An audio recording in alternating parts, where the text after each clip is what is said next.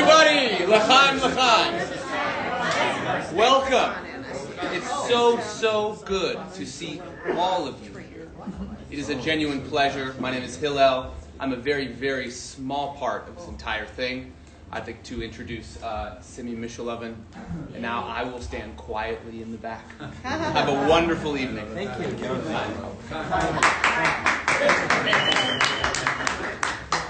Welcome to this Jewish home for all. This is designed as a Jewish living room. There are so many beautiful faces. The energy in this room is great. Some are familiar.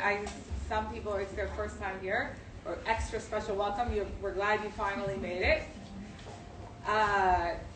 In this experience, in every experience in the Jewish Oasis, and especially tonight, we're very grateful that we hope it will be an incredible experience of you knowing that you are here with a purpose and experiencing a moment of your truest self, which every person in this room is God's gift to this universe. And when you come into the Oasis, you help make the light of yourself and the entire world shine out. This is not lofty, it's actuality, but your soul is just sparkling and your body is a vehicle to make your soul sparkle in this world. You'll hear a lot more about it tonight. Please know that this is your Jewish home. Come here and you're invited anytime. We are so grateful that you're here tonight. Thank you, Simi, so much. Every dream, every heart, every intention needs action. And we're so grateful to have amongst us here tonight some people who made this place happen, mainly Terry Peck. I once walked to her and Gary's home, and I said, "Your home is beautiful, who designed it?" And she said, "She did." I said, "Okay, you can design the Chabad house." Because we need a nice place, a practical place, and a warm place all at the same time. So Terry did this, and every time I walk in every morning, I get to experience her warmth in front of the building, and everyone always comments it. And I want to bless Terry and Gary to have all the blessings they need, and more than they need, more than they know about. Hashem should bless you with everything. Also want to thank everyone else who made this happen. We have David Howard in the back, who's been the chief macher. Thank you for visualizing this all.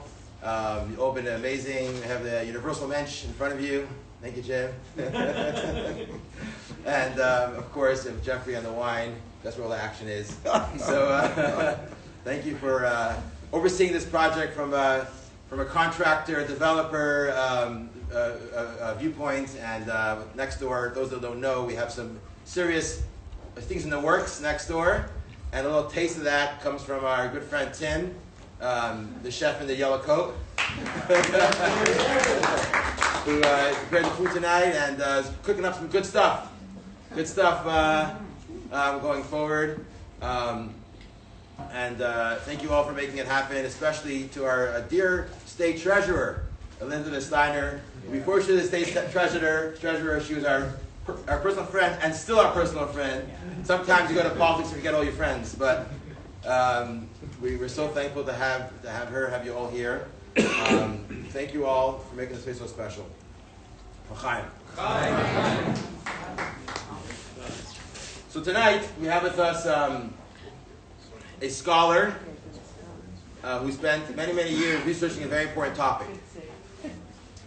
So in our lives, we have a lot of things that are going for us, that are going against us. We might think a lot we have questions, we have confusion on different things, and we don't know what to do. So you go to a doctor, you go to a therapist, you go to a professional, you go to a guru, you go to hopefully you do these things because you can't stay home and expect it's going to change.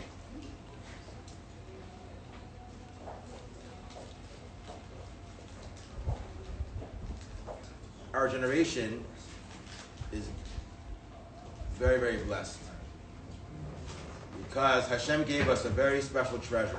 He gave us the Rebbe, Rabbi Shmotkin, and he taught us that we have a solution, an answer. We have a light to many of our quandaries, questions, things that we're searching for, whether it is, what does this verse in the Torah mean? Whether it is how to deal with a certain emotion, how to deal with your mother-in-law, how to deal with, not me, I won't go with that, but how to deal with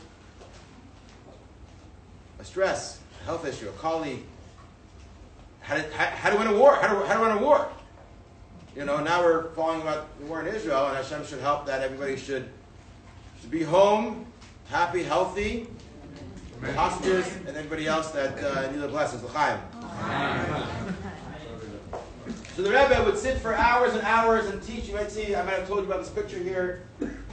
Students, rabbis, professionals, politicians, the President of Israel comes to hear the Rebbe, and he would talk about the lesson we learned from the Torah and how it can affect our lives and how to make a change in our lives.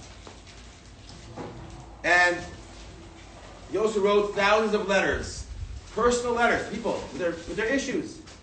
And I can guarantee you that any question, any quandary, anything you have in life was addressed in those letters.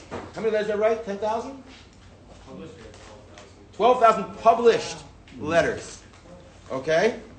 So, it's a lot there. And so powerful and so uplifting, and it's all in Hebrew, or almost all in Hebrew. Some in English, some in other languages, Russian, French, mainly in Hebrew. How do we get that? I mean, 12,000 is a lot. How do you find it? How do you search it, right? How do you translate it? So there's a young man, a yeshiva student, who we'll meet soon, who spent 5 years researching this and put those teachings in a book. And we're so honored, and we're so touched that he joined us tonight. The book just came out. He's just trying to travel. So we got him before we can't afford him anymore. And we're so thankful that he schlepped out here to Oregon.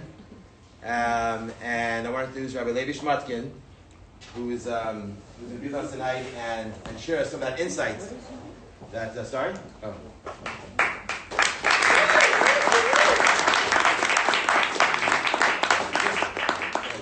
We'll have a little talk, and then we'll have questions and answers afterwards. I'm sure there'll be a lot of good questions. We'd love to hear them. Okay, hi everyone. Hello, Lovin. Thank you for having me here in this beautiful Jewish Oasis in Portland. Rabbi Mishulovin told me this morning that this is itself an embodiment of resilience after the arson in last Chabad house, and it's so special to be in this embodiment of the Jewish spirit continuing despite whatever hate comes our way. So it's very special to be here, and thank you for being here. And hopefully the rabbi said that in Portland they like informal. So I'm like, okay, that makes things easier. Hopefully we'll be able to each join in the discussion of this very important and personal topic to all of us, which is emotional wellness. So I want to talk today a little bit about, I think, a question that is on so many of our minds, and it really deserves some exploration. I don't think we're going to be able to fully explore this in 1 hour, even in 2 hours, so hopefully we'll just begin the discussion, but I do think it's worthy of beginning that conversation, and hopefully as the night progresses, some of you or all of you will be able to share your own insights and questions and thoughts on this topic. So we live in a time that's more prosperous than ever. We have more opportunity than ever, especially the Jewish people, right? For 3,000 years, we've been living in ghettos. We've suffered all sorts of discrimination and hate. And relatively, of course, we have October 7th, we have all these terrible tragedies that still befall us, and not everything's great. But relatively speaking, to our long history, we're one of the best eras ever. We have wealth, we have opportunity, we have equal rights. Also, we live in a time where we have more access to knowledge than ever, right? We have the internet, now we have AI.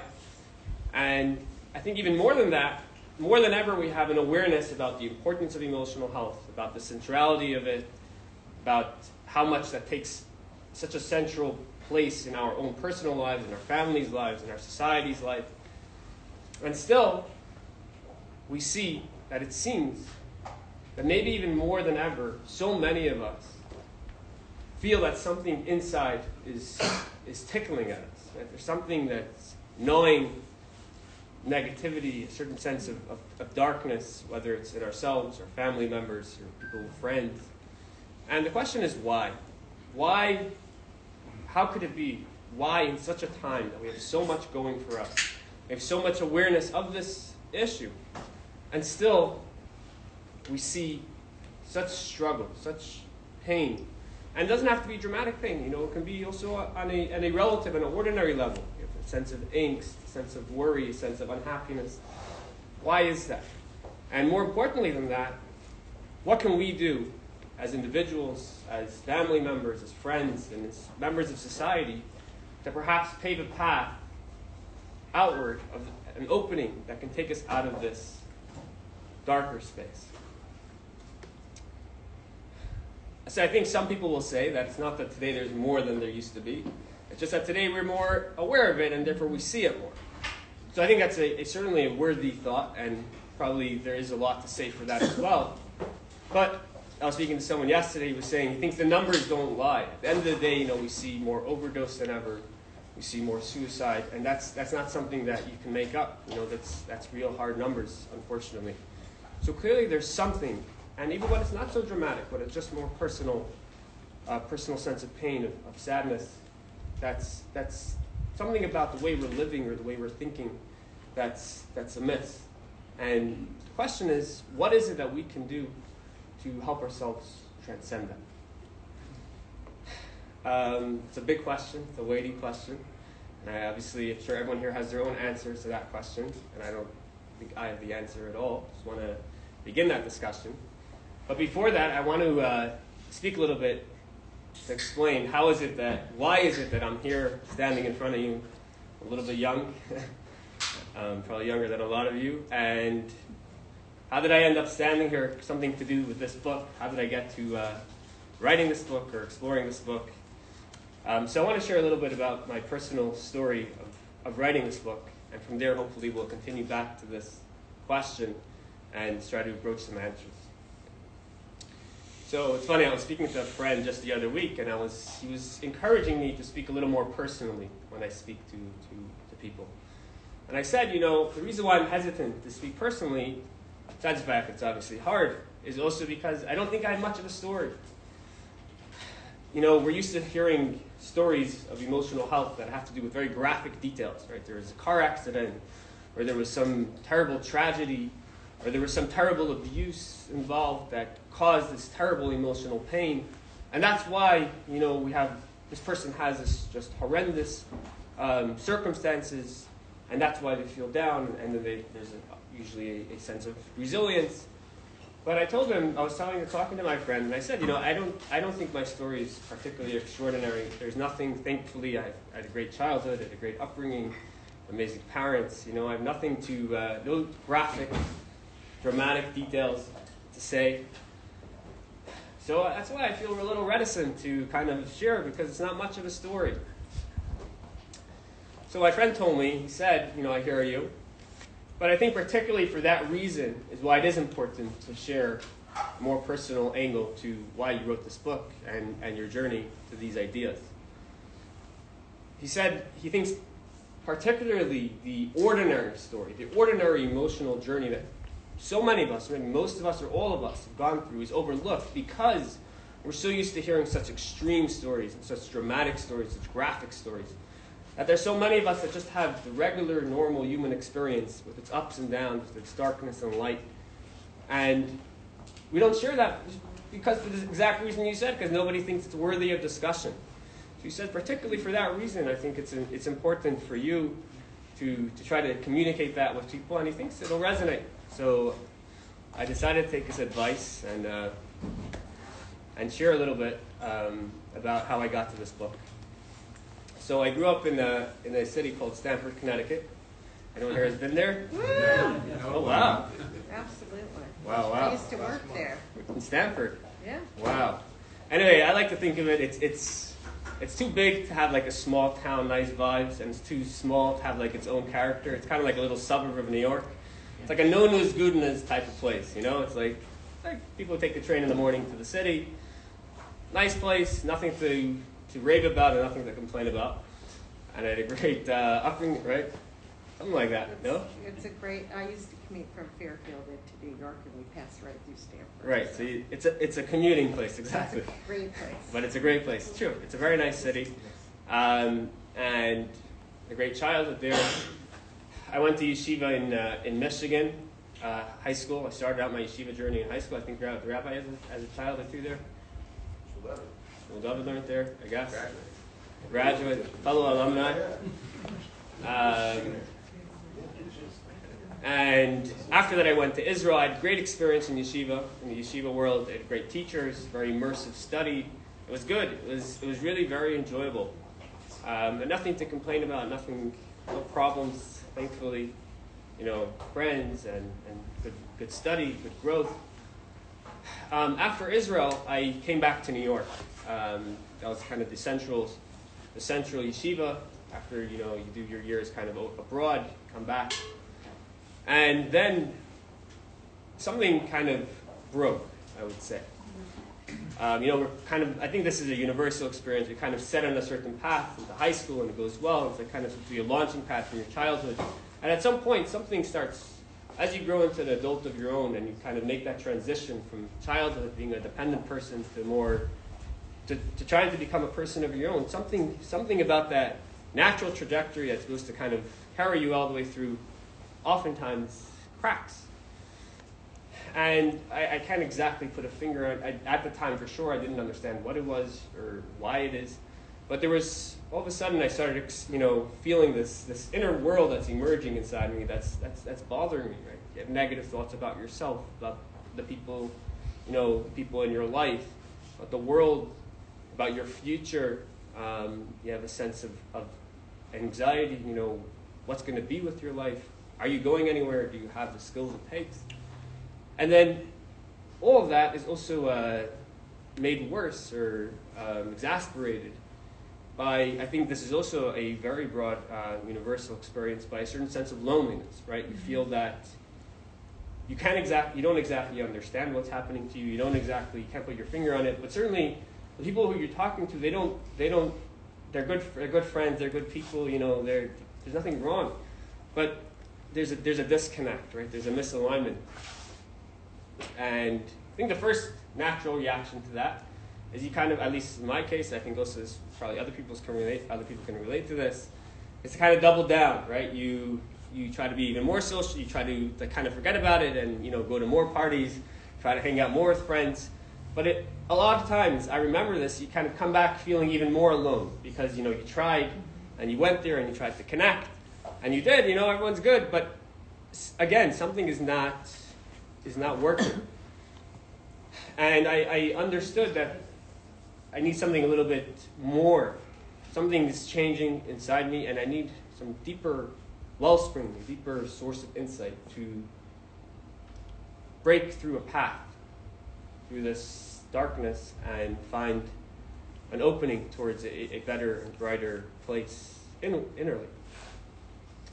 And that's when I discovered this treasure that the rabbi started speaking about of the Rebbe's counseling. So I'm going to give a little bit of a historical background to that, and then hopefully we'll circle back to our opening question and explore that a little bit more. So the Rebbe, Rabbi Shmotkin, he's very well known for his vision of Jewish outreach after the Holocaust, right? To rebuild Jewish life was a time of total devastation.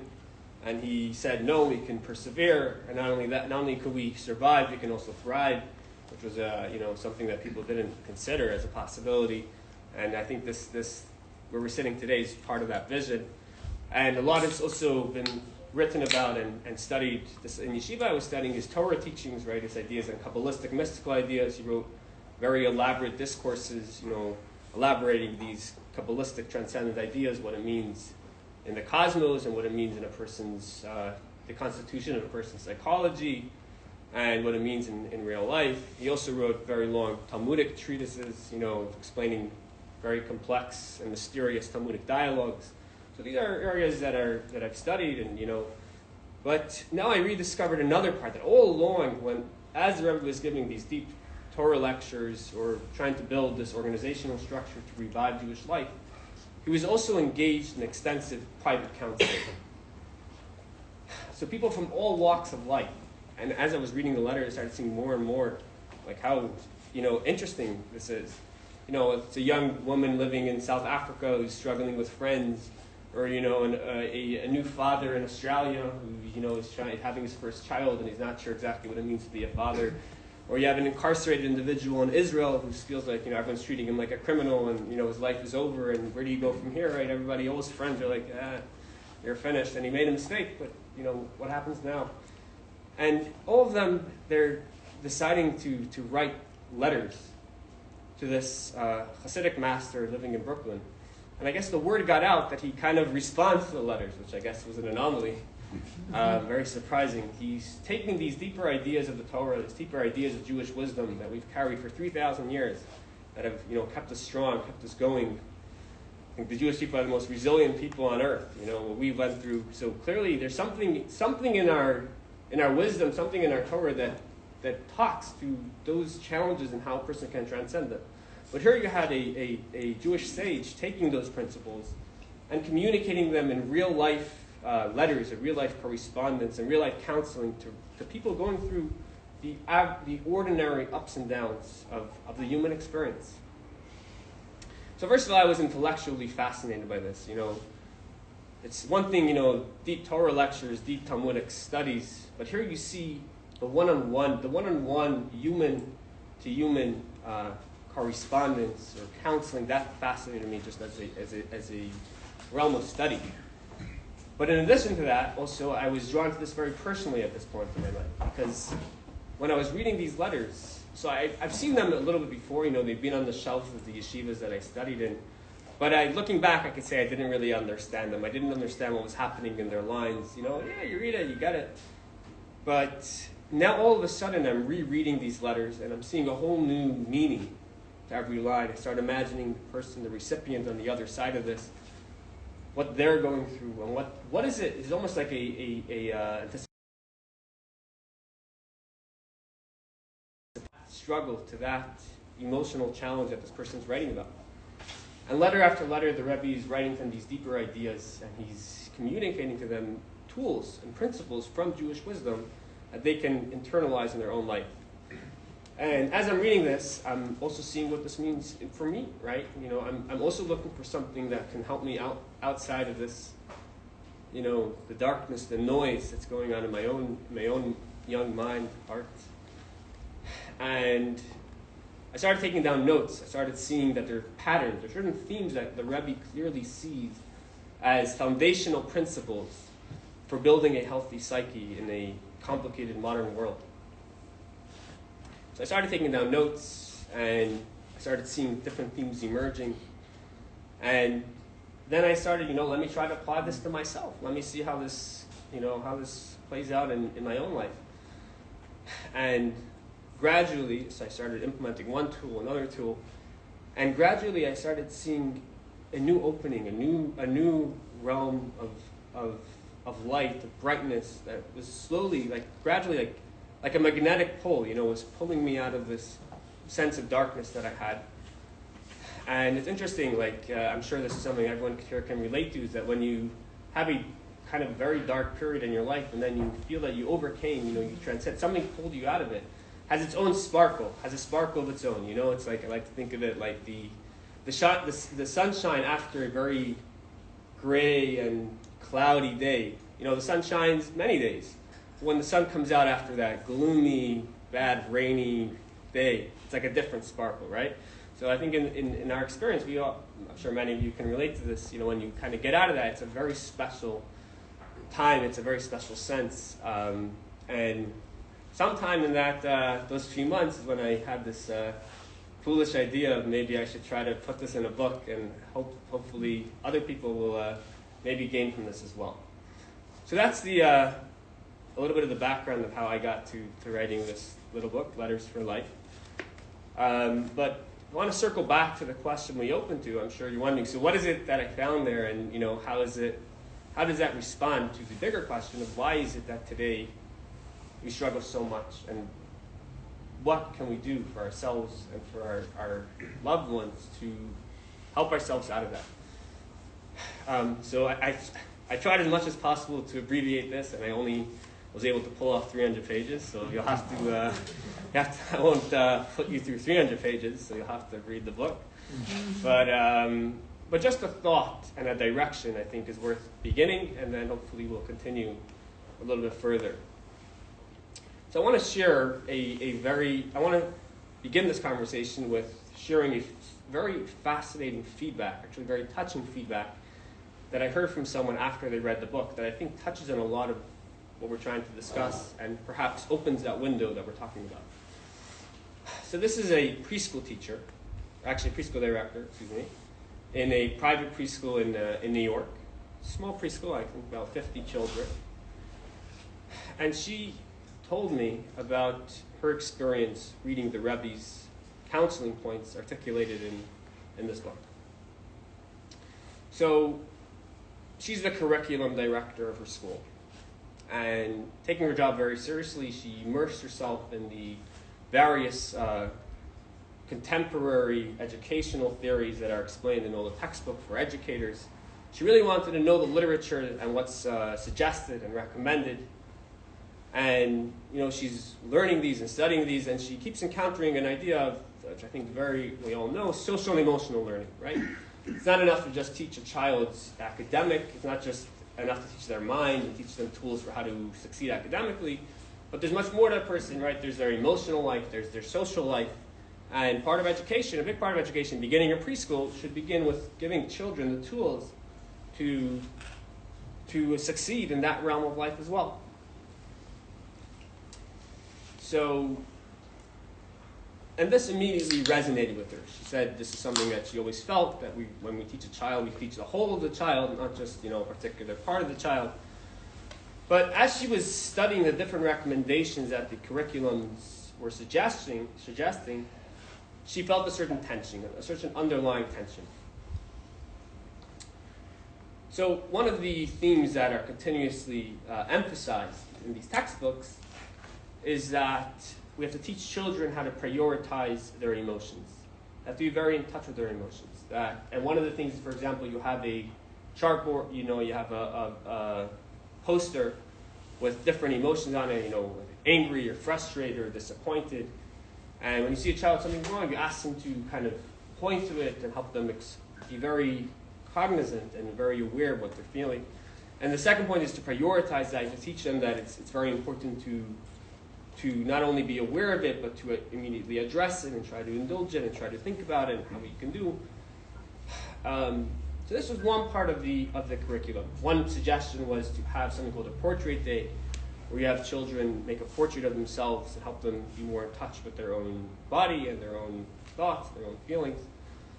Another suggestion connected to that was in the beginning of the school year, you have something called All About Me, which every child presents to the class a little bit about their background, their family, and their city or their grandparents or whatever it is. And that's all in the spirit of emotional learning, right? You want to teach the children the skills and the tools that they need for emotional success. But as you're reading further, there's also another continuous emphasis in the curriculums, and that is the importance of empathy, right? That it's not just you need to always understand what someone else is going through and really empathize with their experience and their feelings in this world. And the theory went that when you are more in touch with your own feelings, when you understand more what you're feeling, you'll be able to understand also better what someone else is feeling, so it's kind of work in harmony and feed off each other. But she said that in reality, in the classroom, it didn't quite pan out that way. What does it mean? She said what she was seeing was that ultimately, if the children are prioritizing, are A, taught to constantly think about what they're feeling, and B, to prioritize that over anything else, ultimately she felt there was very little time and mental space and emotional space for them to actually be thinking about what someone else is feeling. So even though on paper it seemed to kind of work together, she said it wasn't quite panning out in her classroom. So this was kind of bothering her.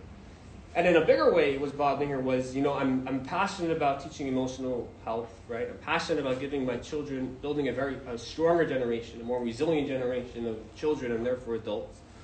But I'm not sure, am I giving them the right skills? Am I giving them the right direction that they need for success?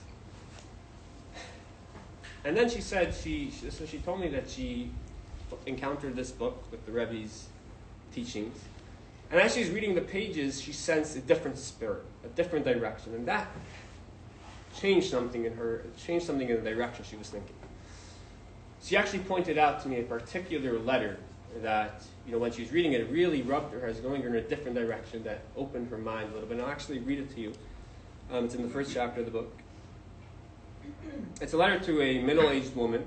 At least I think so. I'm not 100% sure, but there's a reference in the letter to her marriageable age daughter. So here she's middle-aged plus. So, I don't know exactly. I can't know exactly, but that's what it seems.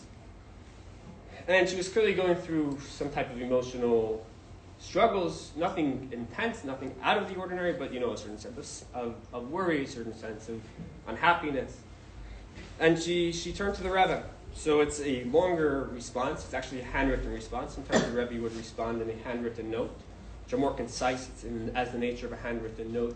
Oftentimes it was a typewritten letter, but a more extensive letter, but sometimes it was a handwritten. This is a handwritten one. It's a little bit longer, but here's one paragraph, translation from the Hebrew. So the Rebbe wrote to her like this. As much as possible, try to minimize thoughts such as, how am I feeling? Am I afraid of something? And so on.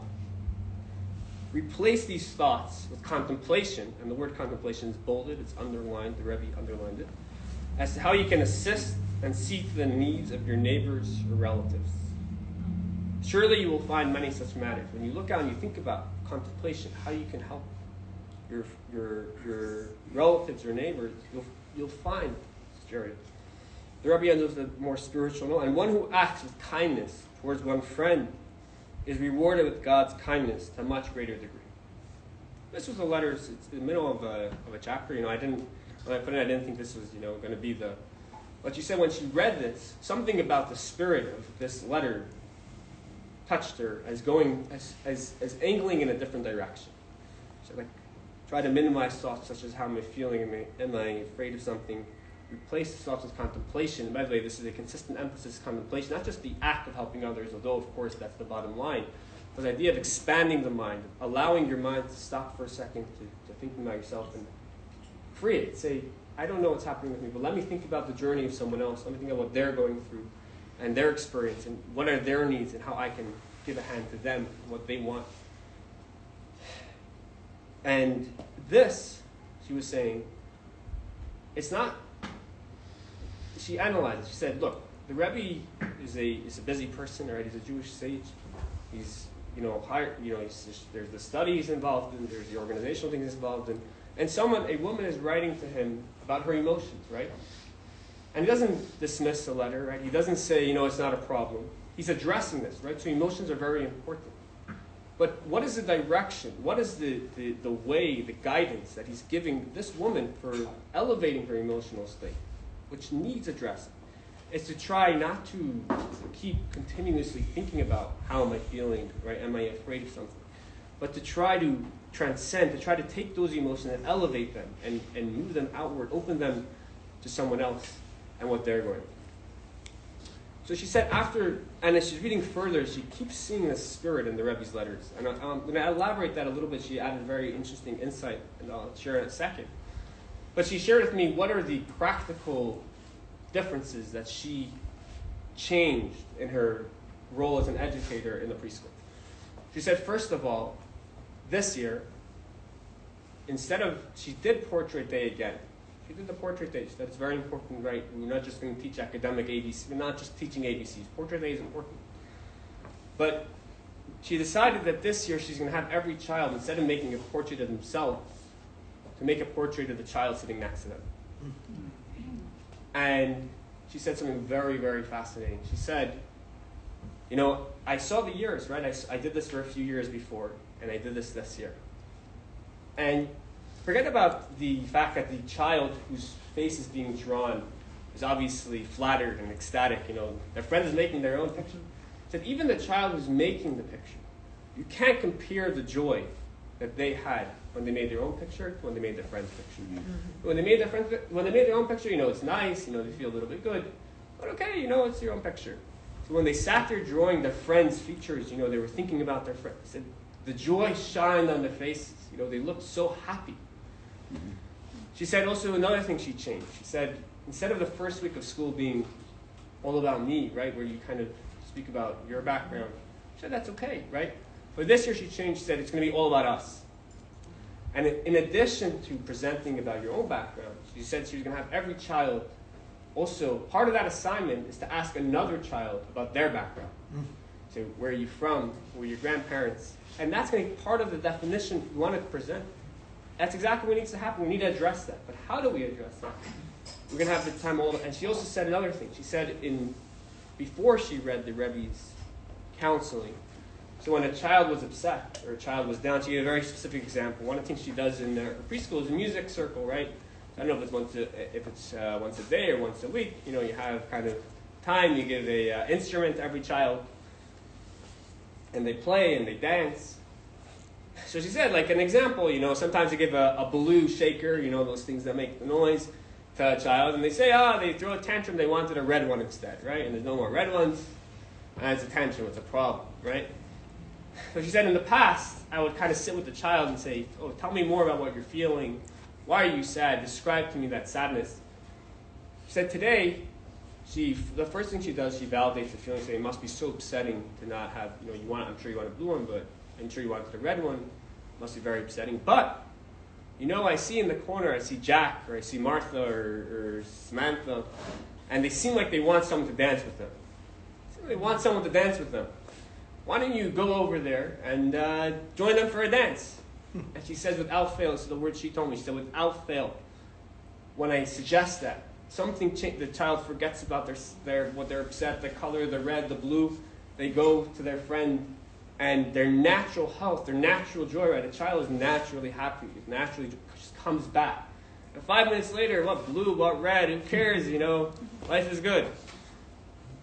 So this she saw working in the classroom. This she saw intuitively, something that made more sense, and something that was a better direction for her to build the emotional resilience she wants to build in her students.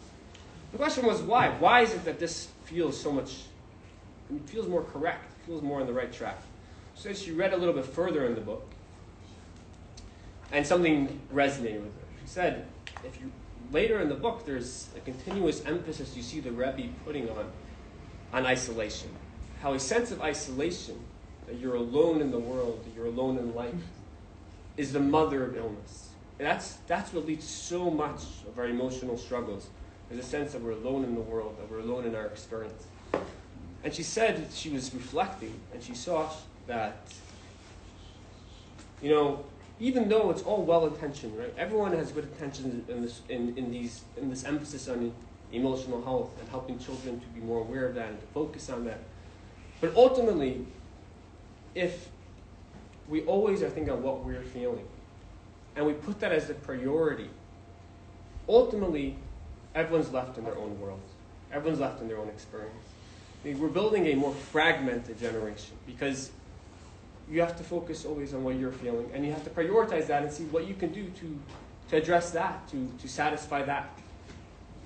And now she saw first circle, she said, so ultimately I'm leading a generation which is going to be more sick, more potentially unhealthy. If I teach my children the way to address their emotion, the way to transcend their emotion, is actually by taking that thought, taking that sense, and trying to look at someone else, trying to build a sense of community, a sense of connection. That is where we'll inculcate a stronger generation, a more resilient generation, a stronger path forward. Anyway, that was just a very, very special feedback from the book. You never think that you're going to impact a curriculum in a preschool. It's not really on your radar. But I think she really touched on some of the very important struggles that we have as a society, and really the direction that the Rebbe takes, that I think opens a path, perhaps a more healthier ourselves, in our individual lives, and more healthier for society. So I want to end with one story, and I want to bring this to the audience. Hopefully we'll continue elaborating on this and understand a little better what this means throughout the evening. But I want to end with a very touching story that I think, again, illustrates the power of this idea. So there was a woman named Tybal Lipsker. She was an older woman who grew up in the Soviet Union. She grew up to a Hasidic family. Her father, I think, was arrested by the Soviets at an early age, and he died, unfortunately, in the gulags. And she was left as an orphan. She was the oldest daughter, and she had to take care of a very large family on her own. She was, oldest sister, fell on her head. And then she got married, and she had a family of her own. And finally, I don't know if you're familiar with a certain part of European history, in 1946, there was a formal agreement between Stalin and Poland that whoever was a Polish refugee, they can leave. And a lot of the Hasidic Jews, which were persecuted literally under Stalin for dozens of years, found that as an opportunity. There were many Jews who unfortunately perished in the hungers, who tried to escape to Soviet Russia, but they perished in the hungers. Those were the days before there were photographs on passports. So they tried to. There was an underground effort to kind of get a hand on those passports and hopefully utilize them to be able to leave the Iron Curtain, which a small crack that opened in those few years. Anyway, so she with her family succeeded in getting some of those papers, and they made it out in 1946 to America. But even when they came to America, it was, wounds. Right? We wanted to extricate all that darkness from our system, from our psyche, from our environment and home. But sometimes the most effective solution, this is his reflection from the Rebbe's teaching to his grandmother, is not to fight the darkness, but to kindle a flame of joy by dancing and inspiring other people to dance. In that dance, with the pure intent of bringing joy to others, a passion of fire and warmth is created in us and around us, allowing the darkness to dissipate and be banished. So, I think if we're going to circle back to the question that we opened with, maybe, from the spirit that you see in the Rebbe's counseling, maybe why today we have such struggle with this is because we put such emphasis on constantly thinking about what we're feeling and how we're feeling and if we're feeling, what way are we feeling. But maybe the path forward, the way beyond this, is actually by thinking about connection to other people, about maybe taking a few minutes and not thinking about ourselves, and trying to think about what Hashem wants from us in this world, and how we can look out for someone else, and what we can give to them. And that's not just a good thing and a moral thing and the way to be good people. It's also the best way to build social and emotional learning, to build emotional tools that we need in this world to build strong emotional health. And I want to end with one letter that I found very special, that I think touches on exactly this point. It's not about suppressing emotions, right? We did that for many years. They don't work either. But it's also not about always, indulging and always thinking about what I'm feeling, how I'm feeling, what can I do to make myself feel better? Because then everyone else also becomes kind of a tool to how do you entertain me? How do you alleviate what I'm feeling? We have to elevate our emotions. We have to find a way that we can take all that sense of inner fire and inner turmoil, which, by the way, is a sign of living. It's a sign of a living being. And find a way to elevate that to a place that's beyond ourselves. Connection to God, connection to Hashem, connection to someone else, a connection to our purpose in this world, our task in this world. And in that and through that, an inner health emerges. And I want to end this letter to a young woman. I think captures this balance that is necessary for building a strong generation, an emotionally healthy generation, the way the Rebbe's teachings move it. Articulated more particularly in this book, but in the spirit of it. The Rebbe writes to her as follows. She clearly wrote to the Rebbe, her musings, her thoughts, her reflections about how to deal with her emotional world, and what is the role of emotions in a person's life. And the Rebbe wrote to her as follows. It's a letter from 1959. Regarding your question about the role of your intellect and emotions, you are correct in thinking that you should not suppress your emotions. Rather, as with all areas of a person, right, Hashem, we're created divine providence, every part of us is meaningful. Your emotions should be activated so you can reach your fullest potential, right? There's a reason why we have this part of ourselves. It's because it's part of who we are, and it's part of us maximizing and actualizing our fullest potential is to activate and use our emotions. However, the activity of your emotions should be under the guidance of your intellect. Put differently, in the words of our sages, this is a famous Hasidic line in Hebrew, it's called the Moach Shal Dal Lev. The mind should rule the heart. This teaching indicates 2 points. The mind should rule the heart. It's the ancient Hasidic teaching of the Hasidic master. 1, the mind should rule, right? The person who should be guiding is the mind. 2, the heart must indeed be active, right? If you say the mind should rule the heart, but there's no heart, right? The mind should rule the heart includes that you have a very active, pumping heart, pumping emotions that work. You're not suppressing them like she said. You're right. You're not. But that active heart, that lev, that heart should be under the guidance of the mind. And I think that maybe captures, going back to the original question of why today we have so much of that struggle. What we can do is to try to use our mind to expand our perception, expand our focus of our heart, to not just be absorbed and always think of what we're feeling and how we're feeling, but try to take that deep, strong power that Hashem gave us of the emotions and use that for helping someone else, use that for thinking about connecting to God who's beyond us, connecting to our mission in the world. And when we do that, and we don't constantly think about our feelings, that will come around and give us the strongest, most beautiful, most healthy, and most resilient emotions ever. So, l'chaim, l'chaim. Thank you for spending this evening with me.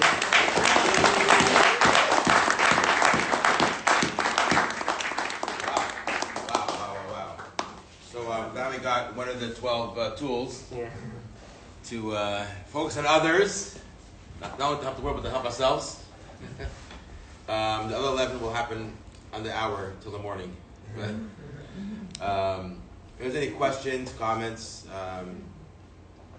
now is your opportunity. I'm curious how you got access to the letters, and was there any resistance from the Rebbe Zohel or the people that had stored these letters, just kind of the process? It's an excellent question. So it's interesting. For many, many years, the Rebbe's letters were really dispersed around the world. You know, they were in the private homes of whoever got those letters. Beginning in the 1980s, there was a concerted effort to collect those letters and build a comprehensive set of volumes that have the archive of those letters and make it accessible to the public. So that effort has been going on for, 30, 40 years. They're about 25 years into the Rebbe's leadership out of 40. The number's about now it's over 12,000 letters that are published. So it's 33 volumes of 12,000 letters. And those are only the Hebrew and the Yiddish. There's also a whole other world of English letters that have not properly been dealt with or properly published. There are some here and there scattered that I try to get my hands on. So I would say as follows. Regarding the English letters, there was a little bit more of digging to find, the people who have them and what they are. And also, even with the Hebrew letters, you want to, whenever you get a name or you happen to know someone about the letter, you want to interview them to get some of the background story and give some more light to that letter.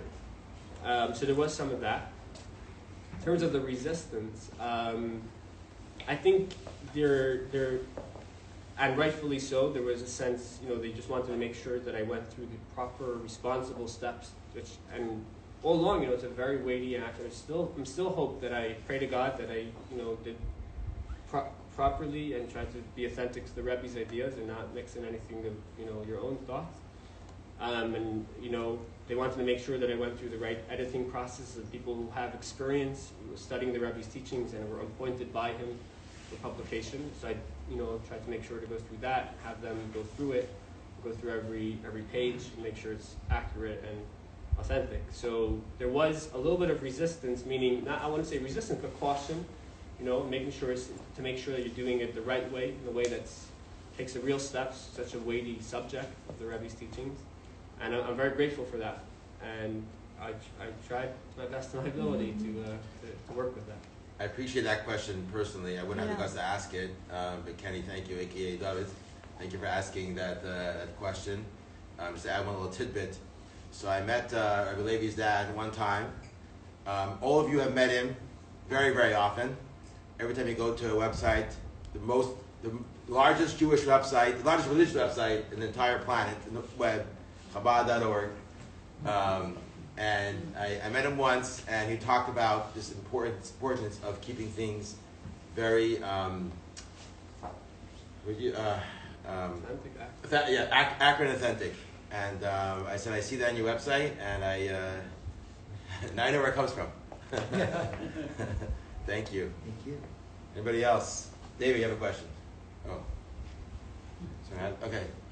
Gila. Yeah, so if there's just, how many letters were published? 12,000, you said? Yeah. And it's amazing to me that you got all 12,000 letters and 300 pages in the book. So you must have had to determine which letters would make it into the book and which ones didn't make it, maybe for another book or something. What was that process like? Again, wow, excellent question. That was actually a lot of the pain of the book, is to kind of decide what does not go in, because I didn't want to overburden. That may explain why there's 100 pages of endnotes, because there were so many letters that I'm like, I know this, I can't afford to include all of them, but I can't just not make reference to this, so they ended up in the endnotes, which are spoiled letters and not part of the flow of the chapters. I tried the chapters to be as tight of a narrative as possible, no redundancy. But whoever wants to explore more of the primary text, so some of the endnotes include, full translation of letters, but many of them are just many references to the original Hebrew letters in my notes. But it was a very painful process, and I tried to take maybe letters that are most articulate or most maybe resonant to people today. But it wasn't an easy process, and I hope and pray that something was, went the right way there. I don't know. So if people went on Chabad.org, website, whoever, would they be able to see some of the letters that didn't make it into the book? Yes, there's a whole archive of letters on Chabad.org. Absolutely. You can find there a tremendous amount of letters. Thank you. Elizabeth. So it seems to me that it's an iterative process, if you will, right? So if we're feeling some kind of emotion, whether it's happiness or anger or sadness or whatever, but we look around us to see who else might be feeling something like that, and how we could help that person. By helping them, and I think it also helps us understand our own emotions better.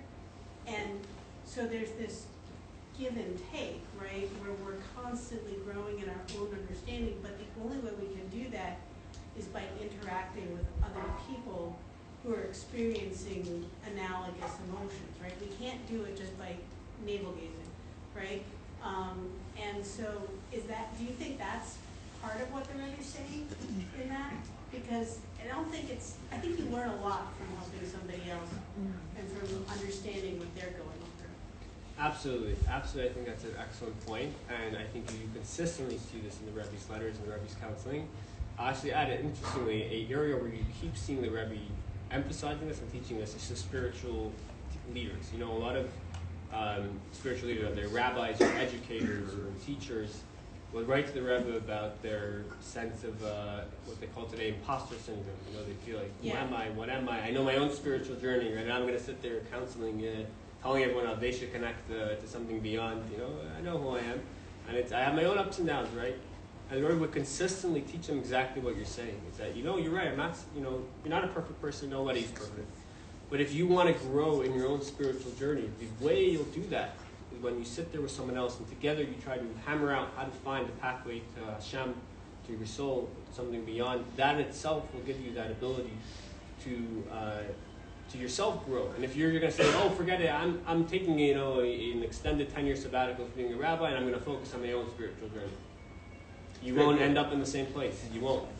And I'll actually add one more thing to that, which I also found very interesting. And it's actually in an English letter. So at the end of every chapter, the chapters themselves, I try to make it more flowing, so there's some connecting narrative and excerpts from letters and stories. But at the end of every chapter, I try to include a full photocopy of an original letter, so people, readers who want to connect with the original as it is, would have that. So this is actually from a photocopy of a letter to a father about his daughter who apparently was going through something. And the Rebbe says something interesting, which I think is connected to what he's saying, maybe a little bit different, but also connected. And the Rebbe says, the Rebbe is counseling him to try to help find his daughter a way that she can contribute to others. And the Rebbe says like this. You can show everybody how it looks like. So you have the original, besides the modern typed, you have that original letter. So you get an idea of what it would look like, Yeah. So the Rebbe advises her that.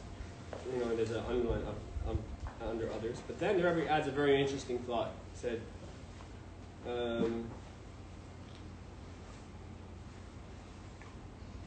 this would give her a stimulus to overcome her present frame of mind, even if she would not make the effort to get out of her own shell for her own sake. Yeah. In other words, sometimes what we're ready to do for someone else, since for us, we're a lost cause, whatever. I can't get out of bed to help myself, it is what it is. But I know someone else needs me. I know someone else I can give a hand to. That will help her overcome herself, because for someone else, I'll do it. Mm-hmm. I think it adds an interesting point that, it's connected to what you're saying, but that struck me, was very interesting. Actually, I have to credit a friend for pointing out how that, because in the chapter itself, there are many letters about how helping others expands your mind and expands your emotional health, but this point, that sometimes you won't get out of your own shell for yourself, but you'll do it for someone else, was not mentioned, and he pointed out to me that when he read this letter, it was a new idea, so I have to credit a close friend of mine for saying this. But anyway, I just thought it's connected to what you're saying, maybe. Thank you, Elizabeth. We had Lisa back there. Oh, you're calling me? Oh, I thought you said, okay. You're Lisa. I want to see one Lisa there. Yeah. Thank you so much. It's been a really interesting talk. I'm just curious to know what other ideas that the Rebbe gave to, what were your top two other ideas aside from the idea of being a wedding crasher? The idea of what? Aside from the best dancer wedding crasher.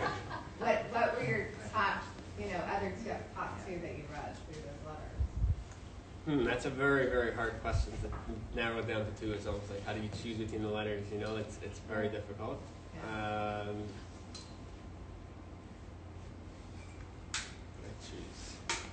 But what comes to mind? Or your just something that was like another favorite of yours. So, I think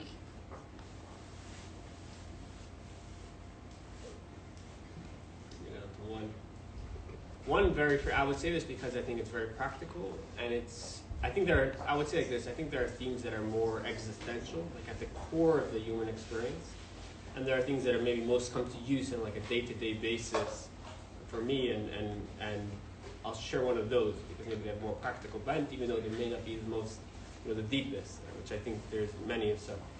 But at least myself, and I'm sure probably some others here, we have a tendency to self-criticism, right? We criticize ourselves a lot, and we're hard on ourselves. And one of the things you have a lot in the Rebbe's letters is people writing to him, especially because he's a spiritual leader, right? They're writing to him how bad they are. I'm a worthless guy. You don't even know how bad I am, what I do, and how worthless I am. There's nothing. I don't get anything right, and what I did and what I didn't do. And they really just self-deprecate to the Rebbe, and you have this a lot in the letters. And the Rebbe consistently is trying to counsel people out of this self-criticism. And there are a few points that the Rebbe makes. The chapter on self-criticism, I won't say it all, but one point the Rebbe makes is actually from a Talmudic principle, which is where you kind of see that the ancient Jewish wisdom comes together with the real everyday experience. A very fascinating Jewish law by a Jewish sage named Rebbe, who was the chair of the Babylonian Talmudic Academy at the turn of the 2nd century CE, Common Era.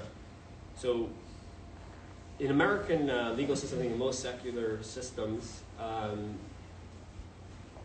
even though, and this is also a progression of law, I'm sure I want to get into all the details, but it used to be that confession was the best proof of anything, right? Look, they said it themselves, right? And then as we progress, we realize that some confessions are kind of made up and whatever. There became a law that there has to be some evidence or some finding of an actual crime, right? You have to have proof that the crime actually happened, and then someone can claim that they did it. But if someone just kind of confesses to having killed someone, it's not enough. However, still in most systems, I think in many parts of America, I don't know if they looked into it, but anyway, I'm sure there's some lawyers here they'll know a little better. But anyway, you can still be prosecuted based on only on your confession if there is evidence that there was a crime. In other words, if there's evidence that there was a crime scene, let's say you see someone's dead or you see some business that been ransacked, if you come forward and you say, I did it, that can be enough to prosecute someone and hold them liable for that. But in the turn of the 2nd century, Rebbe ruled a famous Talmudic dictum, which is Ein Adam Mesim Atzmo Russian in the Hebrew, means a person is not trustworthy to be the one to determine that they are wicked, that they are the one who's guilty. And the reason he says in Hebrew is because Adam Karavetzel Atzmo, a person is literally translated as their own relative. It's kind of a vague statement.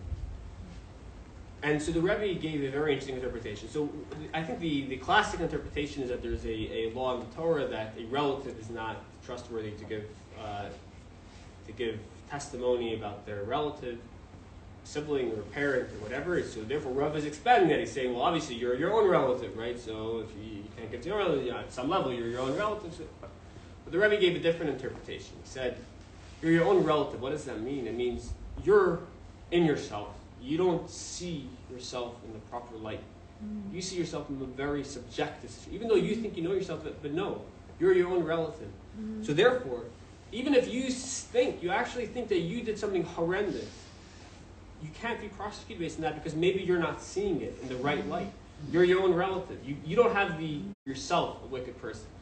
So this is a consistent theme you see the Rebbe teaching people, is that you cannot be the one you're actually much better than you think you are. You can't sit there and determine, you're your own relative, you're in it, you see yourself from the street. Sometimes it makes us, you can write here, I'm actually, beating up myself, I'm whipping myself for all my, problems and faults, and so you feel good, you feel like there's something right about this. But the Rebbe flips on it and says, you have a divine soul, you're sitting there, you're cursing yourself out. You're actually you're trespassing. You're violating is the right word. You're violating your unlimited, beautiful, and untouchable divine soul. But then the Rebbe adds something which I think is the most practical one, which I personally use a lot, and it maybe some people also relate to, but is that isn't there some times where self-critical thoughts are good, right? Sometimes you do have some faults that maybe your thoughts can help you be aware of and find the path outward. So how do you know? How do you know when you're going out of proportion and you're just whipping yourself and you're violating your soul versus not? And there's two sources where the Rebbe draws on. There's a law in the Talmud, and there's also a teaching from a Hasidic master that kind of show a very practical parameter that we can use. So one is that there is a law about lashon hara. You can't speak bad about someone. You can't speak bad about someone. It's a prohibition in the Torah. The only way you could speak bad about someone is if you mean it for their own good and there's a practical relevance. So you want to point out to someone a way that they can improve. And the way you're pointing out about someone is only in a way that has practical relevance. That there's clearly no pointer to hurt them. There's no pointer of putting them down, showing your superiority over them. But rather, you want to just make them aware of something that they can then take forward. That's one Talmudic law. And then there's a Hasidic, the Rebbe Rashab, the fifth Chabad Rebbe, is something he told his son.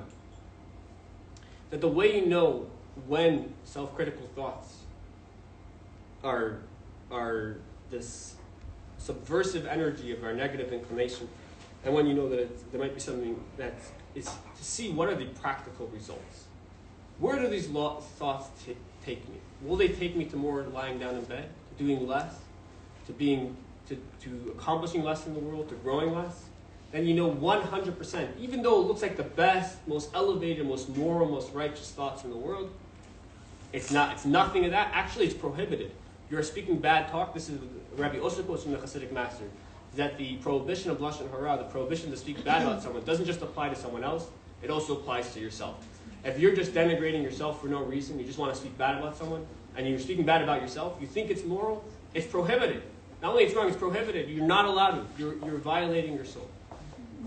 But the only way that it's fine is if the result of that will actually lead you to improve. Sometimes you see the energy of that is not to take yourself down, but to take yourself up. So there's a very, very practical parameter you can always ask yourself. I hear these thoughts, they seem to be moral, they seem to be righteous. What's the bottom line?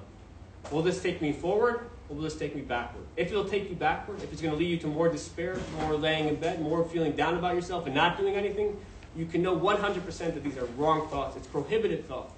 It's thoughts that Hashem does not want you to think.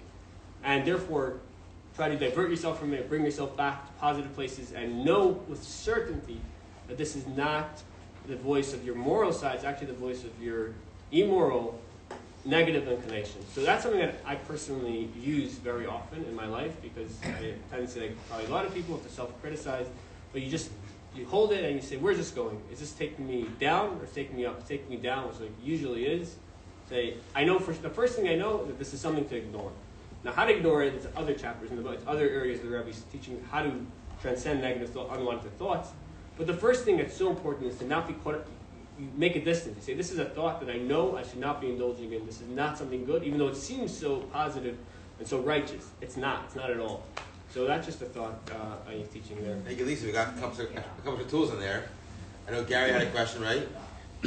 Yeah, no. And I have a question after.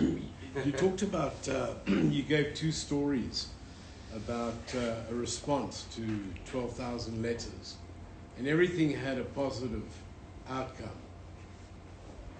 In your estimation, I mean, obviously the Rebbe didn't know most of these people on a personal basis, but he read into what they had to say, and he gave advice.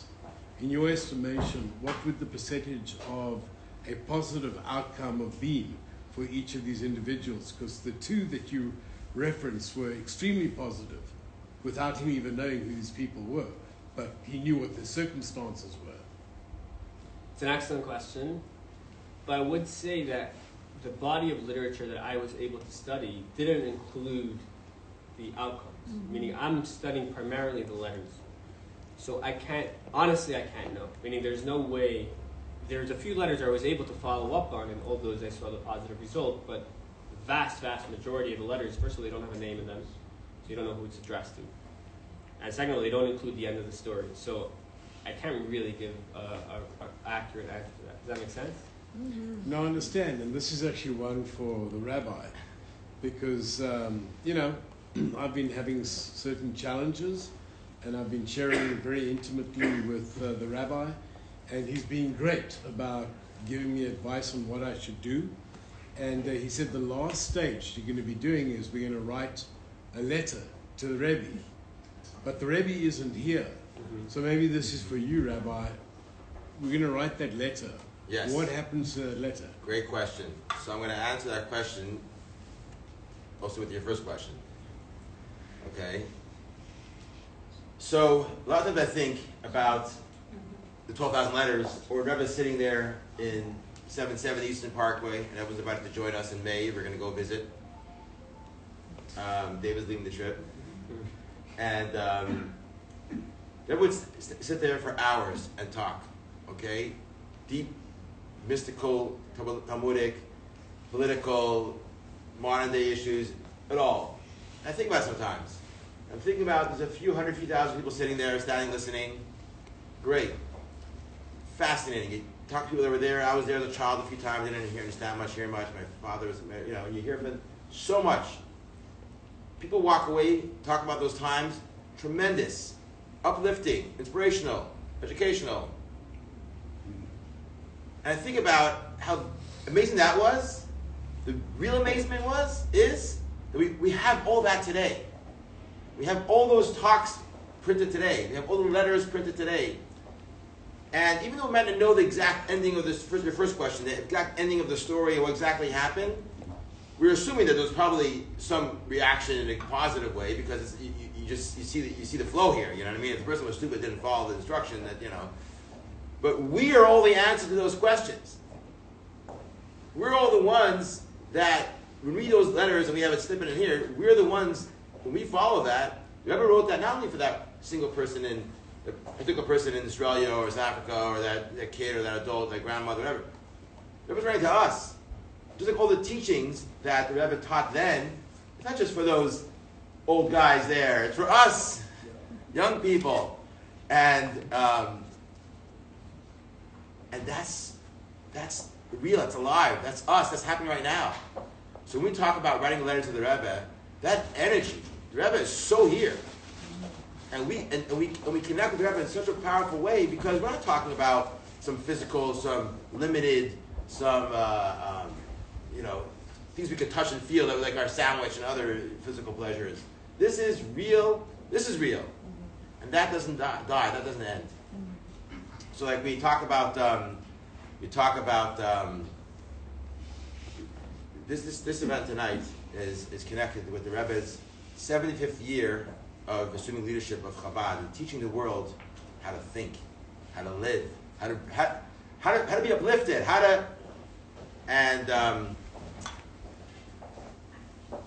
that's what we're going to take out tonight. We're going to bring the whole night, but I know a lot of you have questions, but I want to take one question, David, and then Benjamin, maybe lead the Farbrengen.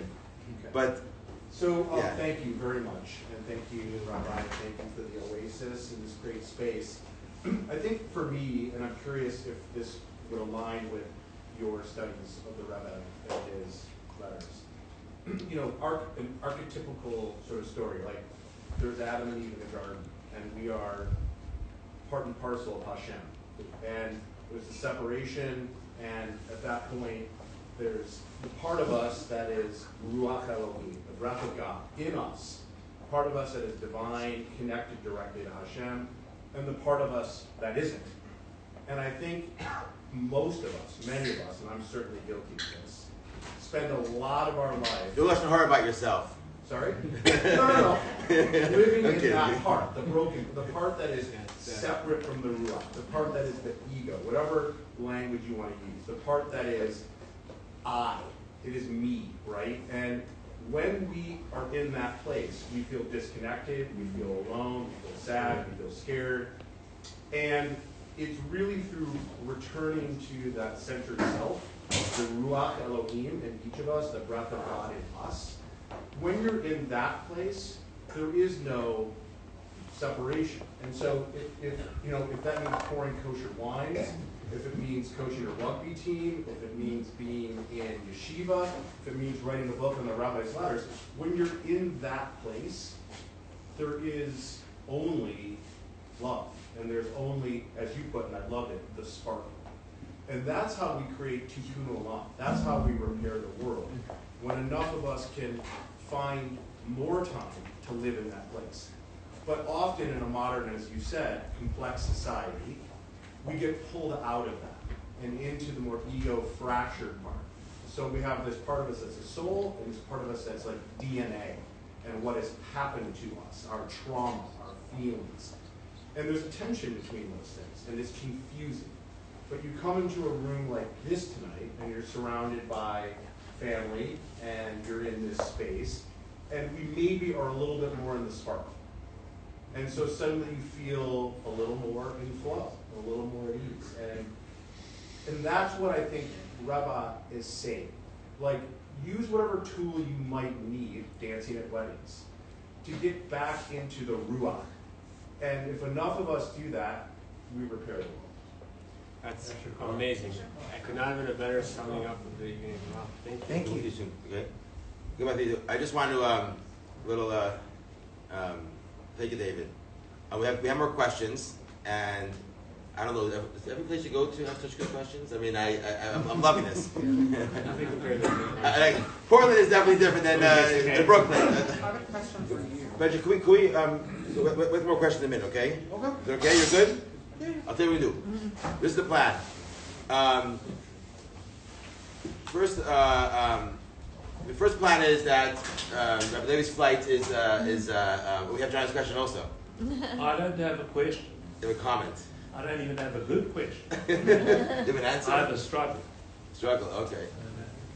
And my struggle, sir, is I take the nursery school teacher, which is in my heart, of caring for the other.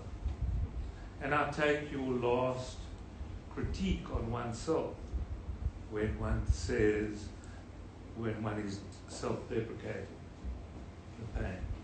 And I look, what is doing those two things? The two things that are doing those things are, one, when I hear that the rabbi is going to New York without me and he's having a wonderful time and I'm resentful. I have resentfulness in my heart. How can I care? The other is that I see hostages in pain and I'm drawn to their pain. And that does something which I don't like in myself, because it feels there's someone poorer, there's someone, it's, why am I drawn to that? So how do I deal with those two things, with being the nursery school teacher and being you, that is, avoiding self-deprecation? Wow. Not a good question. It's a struggle. We want to. Okay, what's a good? I want to. First of all, I want to invite Hillel to join us. Hillel, if you haven't noticed, that we started doing more events here at the Jewish Oasis, and we're so thankful to have Hillel, who's been leading these events, happen. So I want to say thank you so much to Hillel, and he's going to join us a little simcha. We're gonna deal with the Johnny struggle, and we're gonna answer Benjamin's question and Jim's question. Just a couple of you, couple things. So a couple of you pre-ordered some books. So it's a good time. Rabbi Levi will sign those books if you pre-order them. If you have not pre-ordered them, we did order extra, but they haven't come yet because it takes time. We couldn't email the book, and we have an option now. One of the employees here, aka my kids, you can order the book now. I decided we're going to basically do it cost price. I think on Amazon it's $25 a book, whatever. $18 a book. You can pre-order now, pay now. You can pick up next week, no problem. One more thing before anybody goes. We're going to have more of these, like Hillel said. If you like the food tonight, on Purim, we're going to have pastrami sandwiches and a whole deli by our master chef, Tim, right there. So save the date, March 14th. It will be like an open house afternoon, Friday afternoon. And you'll hear about it soon. Get your appetite ready. In the meantime, the Chayims continue. Go ahead. Give us a nigga, Hillel. Rabbi Levi, do you mind? Let's hear Rabbi Levi.